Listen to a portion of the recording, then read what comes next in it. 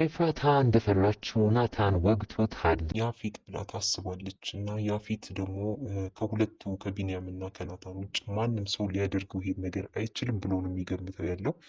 በያፌት እና በናታን መካከል በተፈጠረው ነገር ምክንያት ያፌት የሚጠረጥር ሁለት ሰዎችን ነው ማለት ነው። በአሁኑ ሰዓት ላይ የጽዮን እና የቢንያም ፍቅር እጅጉን በጣም እንግዲህ ትኩረትን የሚሻ አድርጎታል ማለት ነው። ጽዮን በአሁኑ ሰዓት ማስታወስ ስለጀመረች ቢኒን ቦታ እየሰጠችው ያክል እየተሰማው አይደለም። ሌላው ነገር ደግሞ እጅጉን በጣም ሽንት ቤት ለሽንት ቤት ያሯሯጣት የሉሊትን ጉዳይ እጅግ በጣም አስቂኝ ነበረ ማለት ነው። እንደ ቃቃ እየተጫወተችበት ትገኛለች ማለት ነው ጽዮን። የገነትና የኤፍራታ እናትና ልጅነት ጥያቄ መልሱ አሁን አይደለም ብላታለች ማለት ነው። እባክሽን ልጄ ስትል አሁን አይደለም ወቅቱ ጊዜው አሁን አይደለም ስትላት ነበረ ኤፍራታ ማለት ነው። ስለዚህ ኤፍራታ መቼ ይሆን እናትነቷን የገኒን እናትነትና የኤፍራታን ልጅ መሆን የሚወራሩት ሊገናኙበት ጊዜው ገና ነው አልደረሰም ስትላት ነበረ ማለት ነው። ጊዜው ሲደርስ ሁሉ ቁጭ ብለው እንደሚያወሩበት ተናግራለች ማለት ነው። እንግዲህ የዳግም ጓደኛ ነው የወጋው ያፌትን። የዳግም ጓደኛ ነው የወጋው ያፌትን። ግን በአሁኑ ሰዓት ላይ እጅግ በጣም ከባድ ነገር ውስጥ ላይ ይገኛል ያፌት። እንግዲህ ያለው የሌለውን ጉራውን ለመንፋት ሲል መጥቶ ነበረ ማለት ነው ናታንን ለማስደንገጥ። ግን ናታን ደግነቱ እጅግ በጣም የሚያሳሳና የሚያጓጓ ደግነት አለው። እንደዚህ አይነት ሰዎች ይበርክቶ በጣም ነበረ ናታን የእሱ መታመን አሳስቦት ነበረ። ወደ መኪና አስገብቶ ይዞት ሄዷል ማለት ነው። ውድና የተከበራችሁ ሉሊትና ፄ በአሁኑ ሰዓት ላይ እጅግ በጣም ምርጥ የሆነ የቤት ውስጥ አይጥና ድመት ቶሚና ጆሪ ጨዋታ ይዘዋል ማለት ነው። ልክ እንደ ቶሚ ጆሪ ጨዋታቸው ደግሞ በዚህ አይነት መልኩ ቀጥለዋል ማለት ነው። እጅግ በጣም እጫወትብሻለሁ፣ ላደረግሽኝ አስከፍልሻለሁ እንዳለቻት እጅጉን በጣም ነበር እየተጫወተችባት ያለችው ማለት ነው። በአሁኑ ሰዓት ላይ ሉሊት በጣም አሟታል። በጣም ነው ያመማት ማለት ነው። ሽንት ቤት ነው የሚያስብል።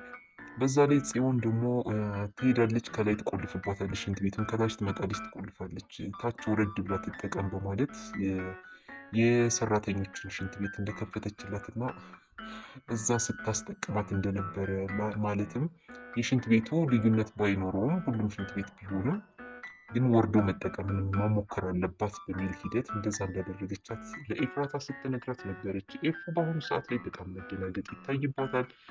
በጣም ግራ ተጋብታለች። ካገባች በኋላ ትንሽ መረጋጋት ቢኖርም በአሁኑ ሰዓት ላይ ስሜቷን የሚረብሹ በጣም ብዙ ነገሮች እየተከናወኑ ይገኛሉ። ይህ ከዚህም አንዱ ደግሞ የናታን እና የቢንያም ነገር ነው ያሳሰባት። በማን አንደበት ነው የሰማችው ይህንን ነገር?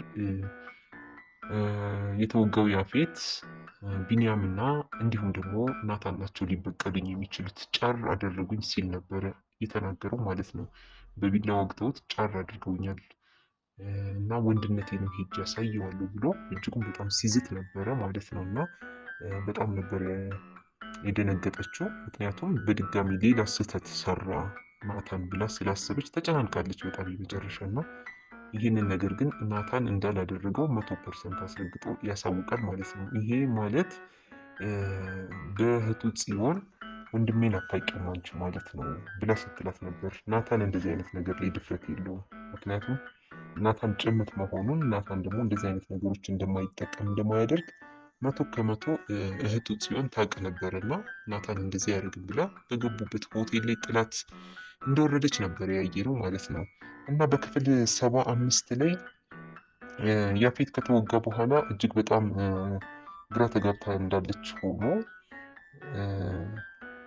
ግን በአሁኑ የወጋው የዳግም ጓደኛ ነበረ። የዳግም ጓደኛ ወይም ደግሞ የያፌት ያሳዳጊው ልጅ ነው የወጋው ማለት ነው። ለምንድነው የወጋው? ጽዮንን አልሰጥህም፣ ጽዮንን እንዳትመኛት፣ እንዳትፈልጋት። ጽዮን ደግሞ የስጋ እህቱ ናት ለያፌት ማለት ነው። ያፌት በአሁኑ ሰዓት ላይ ይህንን ነገር ማድረግ ማለት በጣም ለአንተ እንትን ነው ብሎ በጥፊ ሲመታው ያንን ነገር ጥፊውን ያስታወሰ እንጂ ያፌትን ሊበቀለው አላሰበም ነበረ። ለማስፈራራት ብለው ሄደው ወግተውታል ማለት ነው። ስለዚህ ማንም አይደለም የወጋው የያፌት ያሳዳጊው ወይም ደግሞ አክስት ብሎ የሚጠራቸው የእሳቸው ልጅ ነው ማለት ነው የወጋው። ይህንን ያወቀ ጊዜ ያፌት ምን ያደርግ ይሆን? በጣም ከባድ ይሆናል በቀሉ ማለት ነው። ሙሉ ቤተሰቡን ላጥፋው ሳይል አይቀርም ብዬ ነው የማስበው።